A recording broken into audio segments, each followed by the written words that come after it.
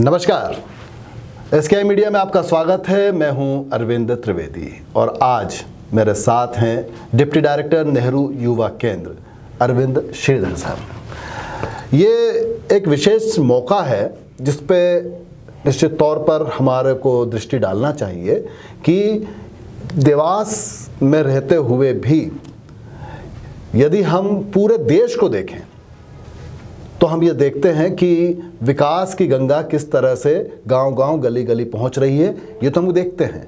लेकिन क्या सामाजिक जागरूकता, जन जागरण जिसे हम कहते हैं, जिसके चलते हम छोटी छोटी बातों को भी बड़ी गंभीरता से लेकर मान के चलते हैं कि देश के सामाजिक चेतना में वो अहम स्थान है, उस छोटी सी बात का भी। तो इन सब बातों को संभालने का काम करता है नेहरू युवा केंद्र। तो सर, सबसे पहले तो आपका स्वागत है। और नेहरू युवा केंद्र का जन्म कब हुआ, कब से ये काम कर रहा है लोगों के बीच? नेहरू युवा केंद्र संगठन की स्थापना 1972 में हुई थी और इसकी स्थापना के पीछे जो ध्येय था वो ये था कि इस देश की जो युवा ऊर्जा है, युवा शक्ति है, उनकी रचनात्मकता है, उसका इस्तेमाल कैसे राष्ट्र निर्माण में और विकास की गतिविधियों में किया जाए। अच्छा, ये इसके पीछे उद्देश्य था। और सबसे पहले 1972 में इसकी स्थापना हुई थी। और ये बहुत अच्छी बात है कि देश भर के केवल 80 जिले इसके लिए चुने गए थे अपने पहले प्रारंभिक दौर में 1972 में। जी। और जहाँ अपन बैठ के बात कर रहे हैं देवास, ये उन 80 केंद्रों में से एक था जहाँ पर देश में पहले 80 केंद्र जो हैं नेहरू युवा केंद्र यहाँ पर प्रारंभ किए गए थे। ये शुरुआती केंद्रों में से एक है देवास।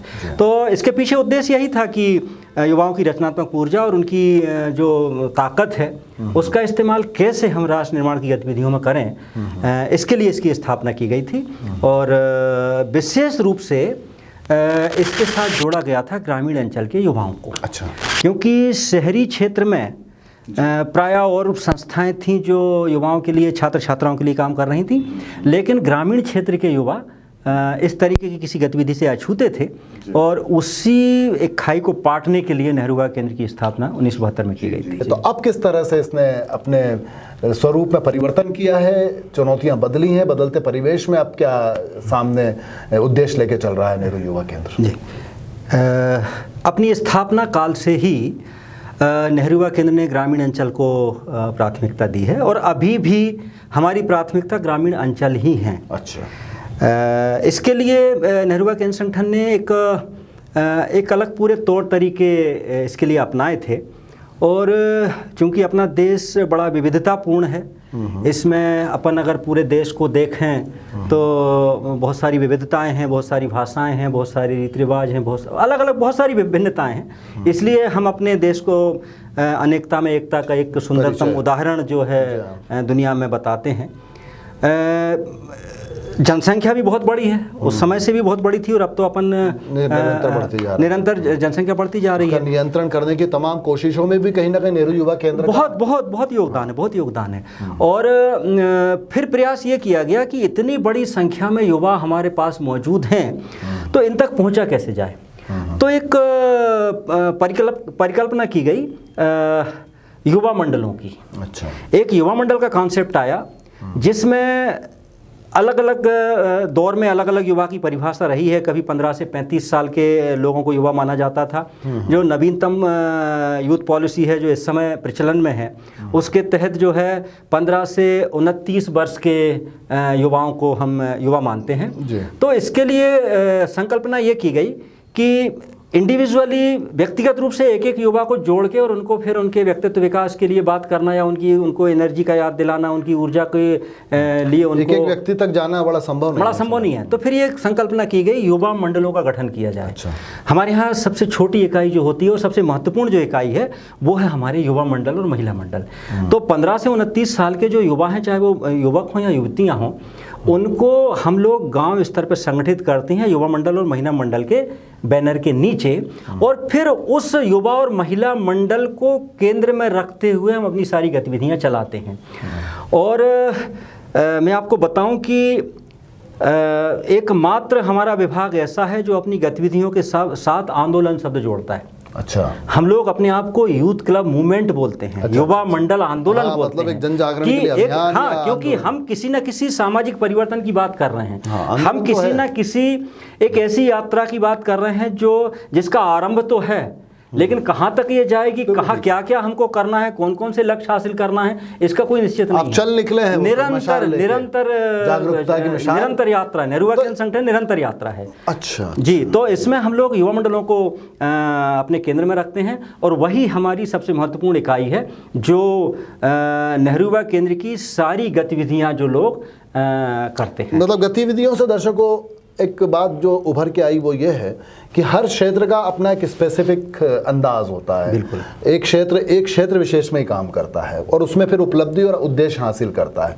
नेहरू युवा केंद्र का कोई एक निश्चित उद्देश्य आप ऐसा नहीं कह सकते। जन जागरण एक मूवमेंट की तरह चलता है, अभियान की तरह चलता है, और वो किसी भी क्षेत्र में मुड़ सकता है। यानी कहने का मतलब पल्स पोलियो में आपकी भूमिका, बिल्कुल। अगर कोविड के काल में जब सब जगह लॉकडाउन था, लेकिन नेहरू युवा केंद्र का युवा हमारे ऑफिस खुले हुए थे, आपके और हमारे युवा जो है फील्ड में लगातार सेवाएं दे रहे थे, लगातार सेवा, लोगों को भोजन वगैरह करा रहे थे। बिल्कुल बिल्कुल। फिर अगर हम बात करें खेती किसानी की, तो वहाँ पर भी कोई अगर ज़रूरत होती है तो आप लोग, और फिर एक लीडरशिप तैयार करना, वो बहुत महत्वपूर्ण चीज़ है।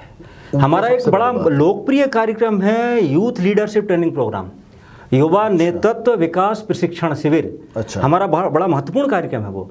और हम लोग लीडरशिप का विकास करना। लीडरशिप उन अर्थों में नहीं जो प्रचलित अर्थों में आजकल लीडरशिप का लिया जाता है। ना, लीडरशिप का मतलब वो नहीं। लीडरशिप का मतलब आवाज उठाना, पहल करना, सामुदायिक भाव को जागृत करना। जैसे स्वच्छता का अभियान चलाया जा रहा है देश में, स्वच्छ भारत। जी। अब नेहरू युवा केंद्र रोकेगा भी और टोकेगा भी। कुल मिला के वो अधिकार का उपयोग करेगा और अपनी आवाज भी उठाएगा, एक लाइन पे हमला भी करेगा। एक लाइन में हम लोग कहते हैं कि युवाओं को जागृत करना और जागृत युवाओं को राष्ट्र निर्माण में संलग्न करना, ये हमारा ध्येय है। बहुत अच्छी बात। युवाओं का जागरण, जागृत युवाओं द्वारा राष्ट्र निर्माण, ये हमारा ध्येय है। तो इससे अभी तक कितना फायदा आपको नजर आता है? नेहरू युवा केंद्र से 50 साल हो गए हैं, क्या उस तरह से लोग परिचित हैं अभी भी नेहरू युवा केंद्र की गतिविधियों से? जिस स्तर पे पहुंचना चाहिए था, क्या वहां तक पहुंचा है? ये जैसा जन जागरण आपको दिखाई देता है, मान लीजिए कि एक कार्यक्रम आपने हाथ में लिया, तो आप कह सकते हैं कि यहाँ पर पूरे हिंदुस्तान में क्रांति ला दी हो जैसे हमने? नहीं, देखिए, वास्तव में अगर देखा जाए तो हम लोग उस क्षेत्र में काम कर रहे हैं जहाँ पे हम कोई एक निश्चित पैरामीटर के साथ हम आपको अपनी उपलब्धियां नहीं दिखा सकते। बिल्कुल। लेकिन जीवन का ऐसा कोई क्षेत्र नहीं है जहां पे नेहरू युवा केंद्र ने दस्तक ना दी हो और उपलब्धियां हासिल ना की। मतलब वही बात है कि जैसा आज वो गांव है, तो अगर आपने उस गांव को अपने ध्यान में लिया है तो उस गांव में परिवर्तन आना चाहिए। अब एक मैं उदाहरण बताऊं अपने देवास जिले का ही। क्या आप कल्पना कर सकते हैं कि बगैर किसी वित्तीय संसाधन के, बगैर किसी बजट के 20-22 गांव के युवा केवल हमारे यूथ लीडरशिप ट्रेनिंग प्रोग्राम में प्रशिक्षण प्राप्त करके अपने अपने गांव में बोरी बंधान बना लें, अपने साथ वो बोरी भी खुद ले आएँ, उसमें भराव भी वो मटेरियल का कर लें और छोटे छोटे नालों पे बोरी बंधान बना लें। अच्छा, पानी को रोकने का काम। तो मतलब कुल मिला के वो एक टीम बस तैयार कर लेते हैं। बस हम लोगों को जागृत करते हैं और वो आपकी टीम के साथ जुड़ जाते हैं। हमारी टीम के साथ जुड़ जाते हैं। हमारा काम ही बस ठहरे हुए पानी में कंकड़ मारना है कि लहरें उठेंगी, अपने आप सारा काम करेंगी। आज हमारा देश जो है दुनिया में सबसे बड़ी युवा आबादी वाला देश है। अगर इतनी बड़ी युवा आबादी रचनात्मक कार्यों में संलग्न हो जाए तो क्या कुछ नहीं हो सकता। अच्छा, तो कैसे जुड़ना चाहिए गांव के युवाओं? कैसे वो नेहरू युवा केंद्र पहुंचेगा या नेहरू युवा केंद्र का युवा इन जागरूक युवाओं तक पहुंचेगा? टैलेंट हंट कैसे करते हैं कि इसमें प्रतिभा है, इसको नेहरू युवा केंद्र से जोड़ लेना चाहिए? इसमें सबसे पहले तो ये होता है कि पहले तो गांव-गांव जाके लोगों को प्रचार प्रसार करना होता था। अब तो तमाम सोशल मीडिया के माध्यम से हमारी पहुंच भी बहुत नीचे तक हो गई है और बहुत अच्छे उसके रिजल्ट मिलते हैं। जैसे अभी हम लोग एक वॉलंटियर रखते हैं, हम उनको बोलते हैं राष्ट्रीय युवा स्वयंसेवक जी। वो हर साल हर विकास खंड में, हर जनपद पंचायत स्तर पर 2 वॉलंटियर होते हैं जो जिला मुख्यालय और युवा मंडल के बीच की में कड़ी का काम करते हैं। और हम उनको बोलते हैं उत्प्रेरक। अच्छा। वो कोई नौकरी नहीं है, वो कोई सेवाएं नहीं है, वो एक उत्प्रेरक का काम करते हैं। जैसे अपन रसायन विज्ञान में पढ़ते हैं ना कि भाई क्रिया में भाग नहीं लेता, लेकिन क्रिया की गति को बढ़ा देता है। तो वो जो वॉलंटियर हमारा होता है, जो स्वयंसेवक होता है, वो स्वयंसेवक युवाओं को प्रेरित करता है। एक प्रकार से वो कैटलिस्ट है, अपने विकास खंड का वो एक प्रकार से यूथ लीडर है। वो गांव स्तर का युवा मंडल और जिला स्तर पे जो हमारी गतिविधियां उनके बीच में कड़ी का काम करता है। और ये पहले 150-200 आवेदन हमारे पास आते थे पूरे जिले से। पिछले साल का मैं अनुभव बताऊं कि स्वयंसेवक के लिए जब हमने विज्ञापन किया तो 800-900 आवेदन हमारे पास आए थे। अच्छा, और एक हफ्ते इंटरव्यू चले थे, उनमें से हमने इसमें कुछ मानदेय वगैरह मिलता है? हाँ, क्या है? इसमें मानदेय ही देते हैं। सही शब्द आपने इस्तेमाल किया, क्योंकि ये नौकरी नहीं है, ये एक प्रकार से सेवा का काम है। और एक साल अपना राष्ट्र को समर्पित करने की स्कीम है ये। जो राष्ट्रीय युवा स्वयंसेवक की योजना है, वो अपना एक साल हम राष्ट्र की गतिविधियों के लिए समर्पित कर रहे हैं। ये एक योजना है युवाओं को उनको अनुभव दिलाने के लिए। तो उनको हम मानदेय देते हैं, और फिलहाल ये हम 5,000 रुपये प्रति माह उनको मानदेय देते हैं। और एक साल के लिए उसकी नियुक्ति होती है ग्रामीण क्षेत्रों में। ग्रामीण क्षेत्रों। और एक साल के बाद फिर वो तैयार हो जाता है। एक साल के बाद संकल्पना ये है कि हर साल हजारों वॉलंटियर इस तरीके के पूरे देश में तैयार होते हैं। और वो लोग एक साल बाद जब अपने सेवा से मुक्त होते हैं तो फिर समाज में वही काम करते हैं जो उन्होंने एक साल तक यहाँ सीखा। सही बात है। और आज भी हमको ऐसे लोग मिलते हैं वो आगे चल के भी आपका साथ तो देते हैं। बिल्कुल बिल्कुल। एक बार जो नेहरू युवा केंद्र में आ जाता है फिर छूटता नहीं है, से जुड़ जाता है। बिल्कुल। आज भी मैं एक कार्यक्रम में था, वहाँ पे हमको एक मतलब मेरे ख्याल से 35-40 साल की महिला मिली थी, और उन्होंने बताया था कि आज के 20 साल पहले हम नेहरू युवा केंद्र में वॉलंटियर के रूप में काम करते थे, हमको है अनुभव और हमने सीखा, और उसी की वजह से आज हम इस महत्वपूर्ण कार्यक्रम में बैठे। अच्छा, ये बात भी बात है कि चलिए ये बात भी कह लेंगे, देश को दिशा देने का काम तो राजनीति भी करती है, संसद में बोलना पड़ता है और आवाज़ भी उठाना पड़ती है और लीड भी करना पड़ता है। तो क्या आपको ऐसे लोग हैं जो कि आज की तारीख में मंत्री भी हैं, विधायक भी हैं, लेकिन वो नेहरू युवा केंद्र से भी जुड़ा होना उनके पोर्टफोलियो में कहीं है? ऐसे बहुत लोग। आपने तो अपने इतने लंबे जीवन काल, आप मेरे ख्याल से कितने साल सर्विस हो गई? मैं 92 से हूँ, 1992 से हूँ मैं। 30 साल आप 30 साल मुझे। 30 साल में आपने देखे होंगे ऐसे उदाहरण कि आप कह सकते, मैं नाम भले ही ना लें, लेकिन बहुत आया 7-8 लोग तो ऐसे हैं जो इन 30 सालों में मेरे ही साथ जिनने स्वयंसेवक के रूप में काम किया है, उनमें से एक सांसद हैं, 3 अभी विधायक हैं, और लगभग 7-8 लोग जिला पंचायत के अध्यक्ष रहे हैं। और हमारे जो युवा मंडल होते हैं गांव में बड़ी अच्छी पहल करते हैं, क्योंकि वो लोग गांव के लोगों की मदद करते हैं और हर प्रकार से सहारा देते हैं। तो जब पंचायत चुनाव होते हैं तब तो स्थिति ये बनती है कि कई जगह पूरी की पूरी पंचायतें ही वो लोग होते हैं जो नेहरू युवा केंद्र के युवा मंडल से लोग जुड़े हुए होते हैं। अच्छा। अब उनका राजनीतिक सोच क्या है, इससे हमको कोई लेना देना नहीं है, क्योंकि हम लोग समाज उत्थान में बस किसी भी माध्यम से काम कर रहे हैं, अपने अपने तरीके से लोग राष्ट्र निर्माण। इसलिए पूछ रहा हूँ कि सीधे केंद्र में आजकल बात आती है लीडरशिप, तो सीधी राजनीति का इसलिए पूछा क्योंकि नेहरू युवा केंद्र अपने आप में एक टीम, एक ऊर्जा, बिल्कुल, और हर एक बिंदु पे नजर, और आप गांव की छोटी छोटी समस्याओं पे काम कर रहे हैं, और ना केवल कर रहे हैं बल्कि आप विचार साझा कर रहे हैं, और आपको ये आज़ादी है कि आप इम्प्लीमेंटेशन कैसे करें। जी। कोई इसकी एक पर्टिकुलर गाइडलाइन नहीं है, हर क्षेत्र का और हर गांव का अपना अलग एक मिजाज होता है, अपना एक चरित्र होता है, उस चरित्र के अनुरूप आपको फैसले लेना होते हैं। हाँ। नहीं तो वरना कई जगह एक चीज़ झगड़े का कारण बनती है और दूसरी जगह वही चीज़ सम्मान का कारण बनती है। तो आपको इन सब बातों को भी ध्यान में रख के नेहरू युवा केंद्र, कितने सदस्य होंगे नेहरू युवा केंद्र के आज? अभी अपन अगर देवास जिले की बात करें तो देवास जिलों में 400 से ज़्यादा गांव में हमारी यूनिट्स हैं, जिनको हम युवा मंडल महिला मंडल बोलते हैं। जरूरी नहीं है कि सारी सक्रिय हों, मेरा ये दावा नहीं है कि वो सारी की सारी 100% सक्रिय हैं, लेकिन 400 से ज़्यादा युवा मंडल महिला मंडल हमारे देवास में है। राष्ट्रीय स्तर पर अगर हम बात करें तो 623 जिलों में इस समय नेहरू युवा केंद्र संगठन काम कर रहा है, और 2.5 लाख से ऊपर यूथ क्लब्स हमारे पूरे देश में इस समय है। 2.5 लाख से ऊपर। और संयुक्त राष्ट्र संघ ने एक बार इसको विश्व के सबसे बड़े युवा संगठन का दर्जा दिया था। अच्छा।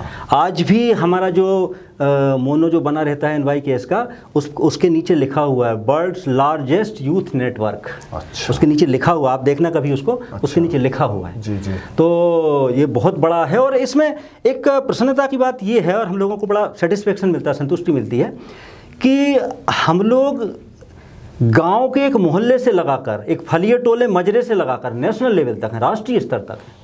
बिल्कुल। हम जहां एक 10 लोगों के साथ भी काम करते हैं बिल्कुल नीचे स्तर पे, राष्ट्रीय स्तर पे हम लोग हजारों लोगों के साथ भी काम करते हैं। ये आपने खुद देखा हुआ है कि आप अपने भारत को जानिए, अपने भारत को जानिए अभियान, जिसमें सारे देश के युवा जो आते हैं एक दूसरे को समझते हैं, एक दूसरे को जानते हैं, उनकी भाषाएं समझते हैं, उनके रीति रिवाज समझते हैं। तो बहुत अपने आप में उसको लेकर अपने अपने क्षेत्रों में जाकर उसका प्रचार प्रसार करते हैं। और यही सब कुछ बदलाव धीरे धीरे, यही छोटी छोटी बातें हैं जो देश को बदलती हैं, हमें पता नहीं चलती।